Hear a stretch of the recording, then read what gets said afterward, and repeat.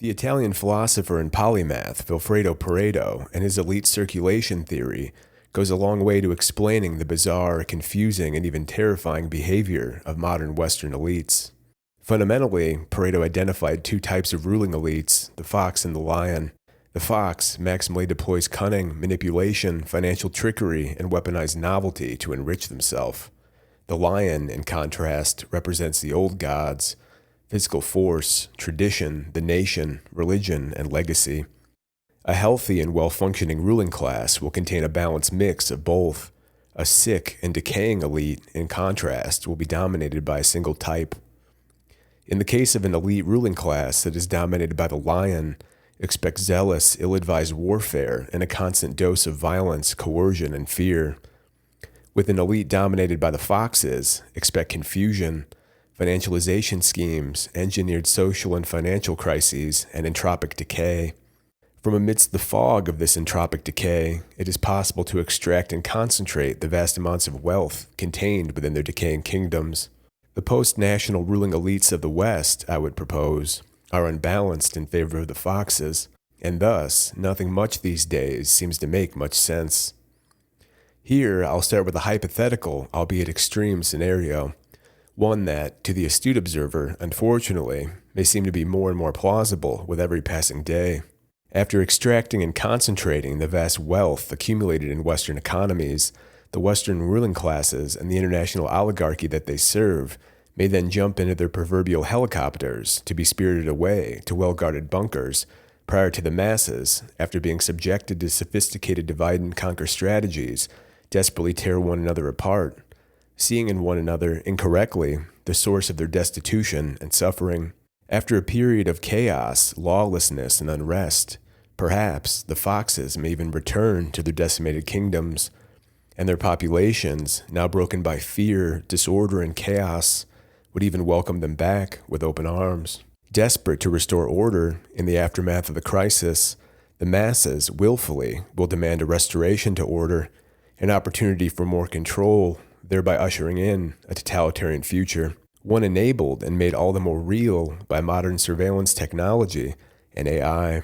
Order begets chaos, chaos begets order, rolling on indefinitely, the wheel that forever remains unbroken, unlike the backs and the bones of those it crushes.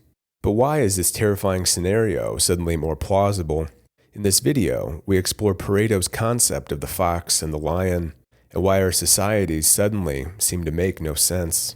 Why does it seem that the powers that be are pulling out all the stops to bring the Western world to ruin? What does deindustrialization, self-defeating foreign policy, and the intentional erosion of our social fabric have in common? They all benefit the cooperative, post-national elite that rule the modern West, an elite class that is dominated by Pareto's foxes.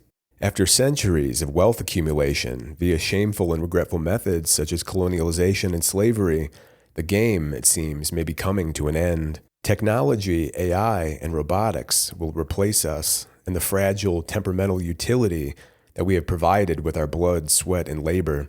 Your services are no longer required. Pareto's theory first posits that a group of governing elites will always exist, and that they will always dominate society. This is virtually an unescapable reality. Any and all revolutions that have occurred in history have occurred between rival factions of the elite. When one group of elites begins to weaken, they are challenged and replaced by a group of rival, aspirant elites. We, the common people, merely are recruited into well-funded and well-organized revolutionary or counter-revolutionary groups that fall under the control of either the controlling elite or the new group of aspirant elites attempting to seize power. The ability of the masses to organize themselves, to align themselves in such a way to pursue their own interests, is always mitigated and disrupted by the divide and conquer instruments of resource scarcity, grievance, race, creed, tribe, and religion. We must always have horizontal grievances, those held between the lower and middle classes, and never vertical ones. Stay distracted by what's at eye level and never look up. Or, if dividing the existing population isn't possible, simply redraw some borders or import in vast quantities of foreigners. For the commoner, reality happens to them, and for the elites, they shape reality. The revolutions of history are bought with the blood of the common people, and in this crucible of revolution, the next wave of elite wealth is forged, along with the new chains that will bind us. As common people, for us, moral arguments and narratives rule the day, as we are people who must exist in society, largely defenseless and with limited resources. We desperately cling to moral narratives as we would like to live in a safe, prosperous, and moral society. Elites understand this weakness of the masses fully. If the victor writes the history book, then the victor, too, constructs a retconned moral narrative for why their triumph over the previous elite group was morally justified. The British ended slavery because they were more moral, and not because industrialization and the decline of the sugar trade rendered it obsolete and no longer worth the trouble. Not to mention bonus points for Britain, as the economies of its strategic rivals, age-old enemy Spain and newly independent America, still relied greatly upon the evil practice. Down the road, the U.S. Civil War was fought as a moral crusade against the same heinous institution, slavery, because the Northerners were more noble, not because the industrializing northern states sought to diminish the power of their rivals, slave and plantation-owning southern elites. But those of the elite class are not like the common people, protected by vast troves of wealth and resources that our minds are incapable of comprehending. They exist in a brutal Machiavellian struggle dominated by power, control, and wealth. If they don't play their cards right, rival elite factions are always waiting in the wings, planning their demise. In the elite worldview and in the pursuit of either attaining or maintaining power, the ends always justify the means. And don't ever forget that. Seek to be righteous and moral yourself, but do not fall for the moralistic tales spun by the elite class and their clever minstrel propagandists. Prior to World War II, the world was a simpler place. Elites generally existed within sovereign countries. Sometimes different sovereign countries would form alliances, and their upper echelons would work in cooperation. These elite groups had to use their nation's limited resources and their limited number of citizens to best position themselves in competition with other regional powers. The relationship between the elites and the people they governed has always been one based upon contempt and fear. Across the centuries and millennia, kings have peered fearfully from the windows of their castles upon the hordes of unwashed, unpredictable masses, awakening in the night, covered in sweat, from nightmare visions of those masses pouring over high castle walls, an inundating torrent of grievance, rage, and bloodlust. Over the centuries and millennia, they have devised many refined strategies for controlling the masses and bending them to their will, divide and conquer being one of the most broadly applicable and effective strategies. Despite their contempt and fear of the people they ruled, the elite ruling class benefited from instilling values into their population that would in turn solidify and build elite wealth and advantage them in competition with the rival elite ruling classes of rival sovereign nations. Here, past generations of the Western ruling classes pioneered advances in public education, science, common law, government, and technology. To forge the weapons of destruction needed to maintain and expand their power, they needed their population to be suitably educated, cohesive, and orderly. In 2025, it's no longer straightforward or easy to make that claim. The ultimate failure for past generations of elites during the period where sovereign nations ruled the day was to be taken over and subjugated by a foreign power. And to the common people, they too knew that the oppression they faced under the yoke of their own domestic elites paled in comparison to what they would face if they were subjugated to the will and tyranny of a foreign ruling power. In exchange, the ruled masses, fearful of being ruled over by even more cruel and despotic foreigners, volunteered their sweat, labor, sons, and blood for the cause. From this, the social contract was forged. The rulers of a nation, despite hating and despising their citizenry, would seek to construct a competitively advantaging societal structure that delivered a degree of prosperity and wealth for the plebes and proletariat. Together, the rulers and the ruled could share in the concept and spoils of the nation and national pride, along with the belief that their nation was superior to others. However, after World War II, the Western world underwent a profound paradigm shift. Concepts like nationalism, patriotism, sovereignty, and national interest were demonized. These concepts, it was claimed, were responsible for the terrible and cruel rise of the Third Reich. World War II was the culminating arc of centuries of European warfare and technological development. The Germans, deprived of vast overseas empires and abundant maritime routes, had found their advantage by focusing inward. German technological superiority and innovation formed the foundations of the Reich's terrible and awe-inspiring industrial war machine. After unleashing mass destruction, atrocities, and horrors across much of Europe, the Reich and its leaders, intoxicated by their success and powerful psychosis-inducing amphetamine stimulants, would bite off more than even they could chew. Ultimately, the European war theater would come to a close with a resounding German defeat.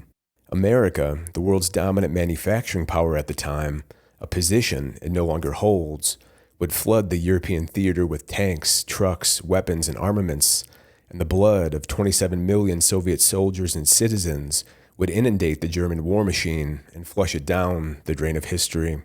Shortly after, America would detonate the first nuclear weapon and then detonate 2 more over the cities of Japan. The pinnacle of destructive technologies had been achieved, and it would usher in the end of great power conflict, bring 80 years of relative peace, and a tremendous opportunity to concentrate wealth into the hands of a small, post-national hyper-elite via what would become their preferred vehicle, the multinational corporation. After World War II, great powers were no longer able to wage direct conflict with one another due to mutually assured nuclear destruction. However, the inter-elite competition nonetheless continued on. In the West, there was the capitalist democratic bloc led by the U.S., and in the East, there was the Soviet Union. The Soviets employed a novel neo-religion called communism, a universalist ideology that would enable them to hold dominion over dozens or hundreds of distinct ethnic groups, stretching from Central Europe, Central Asia, and all the way to the Pacific. The universalist nature of communism made it distinctly post-national. A citizen of the Soviet Union had 2 choices: discard your old belief systems and believe, or at least submit, to this new universalist ideology, or face centrally mandated totalitarian repression. In the West, countries still largely flew under sovereign banners, although they were downstream of the bloc hegemon, the United States of America. During this time, the elites of the West had to compete with these rival peers in the Soviet East. As such, they had an imperative to maintain and even increase the levels of social cohesion, education, and prosperity within their societies. If their prosperity fell too low, the relatively wealthy and comfortable citizens may suddenly begin to be more persuaded by the enticing ideology and empty promises of the communists. In other words, if they did not maintain an adequate level of prosperity for their common people, the Western elites would lose and their Soviet rivals would win. During the Cold War, the Western elite class was well balanced in terms of the foxes and the lions. In fact, the foxes were tremendously useful. Their willingness to embrace novelty, innovation, and creativity gave the West a distinct advantage over the ideologically encumbered Soviets. The Soviets, dominated by a rigid group of neo-lions, those who pledged allegiance to the new god of communism, were distinctly lacking in the flexibility, innovation, and liberty department. Liberty and freedom allows the mind to be free, and a free mind is creative and innovative. A creative and innovative mind is more advantageous than one that must exist within the prison cell of an inflexible ideology. But then, this competition between the Western elites and the Soviet elites played itself out, and the Soviet Union ended. The Soviet elite lost and the Western elites won. During the final collapse phase of the Soviet Union, a dozen or so newly minted oligarchs extracted and absorbed the wealth of the Soviet nation. A new, post-Soviet elite was thus born. But, for the time being, the countries of the former Soviet Union would be largely neutralized. Chaos may descend quickly like a summer shower, but cleaning up its aftermath takes decades. The Western ruling classes rejoiced at their cleverness and their victory. For once, they claimed, history had in fact ended. The West, under the umbrella of the mightiest nation to have ever existed, the United States of America, suddenly had no rival groups of elites to contend with, for they had seemingly conquered the globe. And, with no threat to be found, suddenly the dynamics shifted. After the fall of the Soviet Union, with no mortal threat to be found, and the Western elites, having succeeded in concentrating or at least controlling almost the totality of global wealth, must have gotten bored. But there was still wealth that they did not directly possess, a tremendous amount, in fact, and it was the wealth of their own citizens. During the battle against communism, the Western elites made sure to keep their common people adequately prosperous in order to stave off the allure of communism. After the threat of Soviet communism fell, this was no longer a requirement. And thus, in the afterglow of their victory against their Soviet rivals, it seems the Western elites may have hatched a new plan. The pesky liberties and freedoms that they offered their citizens during the Cold War were always annoying, but they had given their countries a much-needed competitive advantage on the technology and innovation front. The liberties and protections that their citizens had grown accustomed to was also annoying for business and capped profits. But, as luck would have it, the Western ruling classes had been cultivating a new relationship for decades, a relationship with the ostensibly communist People's Republic of China. In their great battle against the Soviets, the West had courted China, and China, in a savvy move, sought to accommodate their new Western friends and their unbridled greed. In the decade leading up to the Soviet collapse, the Chinese had pivoted to a modified version of communism, one that really wasn't communist at all. In practice, the Chinese ruling elite began to embrace an economic system of state-controlled capitalism. However, they maintained the rigid, centrally controlled authoritarianism of the Soviets. It can also be pointed out that centrally controlled capitalism in industry was what powered the Third Reich, the industrial war machine juggernaut that had decimated Europe only decades ago. But for some reason, the Western elite didn't seem to care about this risk. The national security imperatives from the Cold War, things like strategic self-reliance, technological and industrial superiority, and the protection of intellectual property, suddenly didn't look very important in light of what seemed to be their final goal, the final extraction phase and concentrating the wealth held by their now not very useful citizenry. They no longer needed their own populations to make them wealthy. Instead, they could rely on the populations of China and other low-wage countries scattered across the globe. Wage arbitrage would rule the day, outsource everything, deindustrialize, and continue to concentrate wealth into fewer and fewer hands. The preferred vehicle was the multinational corporation. The Western capital class, shareholders, and the rapidly rising managerial class, those who clicked the spreadsheets from high-rise skyscrapers in New York, London, or Paris, would be the prime beneficiaries. Shut down a factory in Ohio, Munich, or Manchester, and grow wealthier. Your countrymen be damned. During this phase, the West pumped vast sums of money, foreign direct investment, and technological know-how into China. China's strict totalitarian controls and lack of workers' rights made this endeavor very profitable for the Western elites. Merely sit back, collect, and concentrate wealth. The system was on autopilot. Quickly, the foxes began to overpopulate the Western elite ruling class. They needed clever schemes and clever cover stories. No talk of the nation, the national interest, or patriotism would be tolerated.